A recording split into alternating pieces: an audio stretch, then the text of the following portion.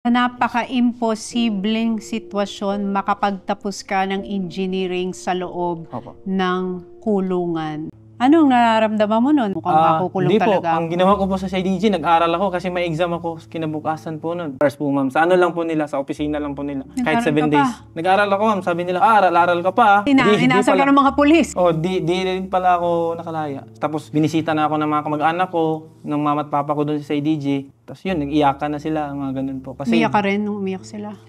Tough dapat yung pinapakita mo kasi para di sila malulugmok po. Yung thesis mo, doon mo ginawa. Paano yung naging thesis mo sa loob ng kulungan? Ano po yun, ma'am? Design and installation of jail alarm and communication system for safety and monitoring purposes po, ma'am.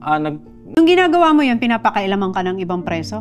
Tumutulong sila, ma'am. Alam ng warden yung thesis ko po na sinusulat ko lang po, pinapadala ko sa laya. I-encode nila yun kung okay na sa panel ko. Tapos yun po, pinabookbind, pinagawang libro. Yun po. Kailan yung time na nakatapos ka na sa pag-aaral sa loob? Yun po, may balita po mula sa mama ko. Sabi niya, "Nak, kasali ka na sa list of graduating students." Natuwa ako kasi may iba nga na na-extend pa sa hirap ng kurso na yan. Daniel Villamor Kisaot, Bachelor of Science in Electrical Engineering. Para magigiba yung cell. Sigawan lahat? Proud sila po